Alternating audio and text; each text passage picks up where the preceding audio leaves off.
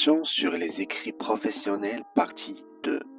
On a vu dans la première partie qu'il n'existe pas de classification officielle des écrits professionnels, car ils s'adaptent au contexte et au destinataire.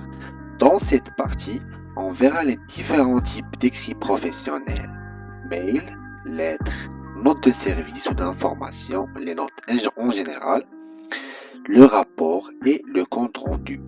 Mais d'abord, on va se poser la question: comment préparer un écrit professionnel?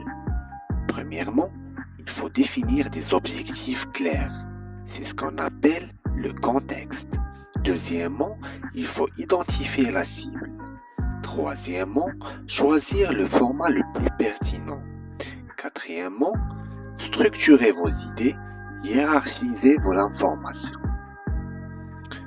Préparez vos écrits professionnels. Plusieurs types de plans existent.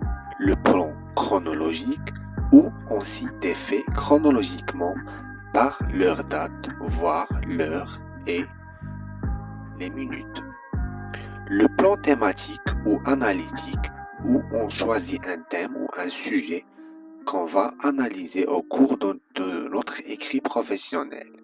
Le plan argumentatif, où on doit argumenter afin de convaincre le destinataire. Le plan directif ou de commandement, comme la note de service qui porte des instructions ou simplement des informations. Premièrement, on va voir l'email. Voilà un exemple d'email que je vous conseille de voir en temps libre. On va commencer par une définition. Alors, l'email, c'est un moyen électronique, rapide et efficace de communication sous forme de email ou courrier. L'email ou le courriel électronique, comme des applications de messagerie instantanée ou bien de messagerie en ligne.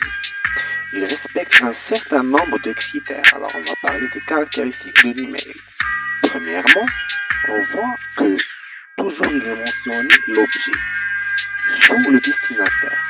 C'est le titre de l'email qui ne dépasse pas les 7 mots en général. C'est la première chose que voit le récepteur. Deuxièmement, la formule d'appel. C'est la salutation appropriée au destinataire et mention de la civilité ou poste selon le contexte. Par exemple, bonjour madame. Ici, on a mentionné la civilité. Bonjour monsieur, responsable RH. Ici, on a mentionné le poste ou simplement bonjour. Ça va varier en fonction de la relation avec le destinataire qu'on va lui envoyer notre email. Troisièmement, le contenu de l'email. Cette partie concerne le message de fond de l'email. Quelques expressions utiles. Vous voudrez bien me faire parvenir ou bien communiquer. Je me permets de vous adresser cet écrit.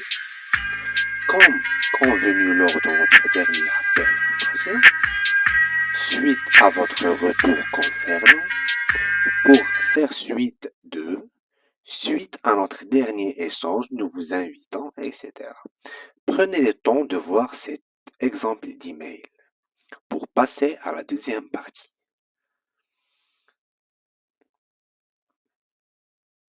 On a oublié de mentionner la fin de l'email.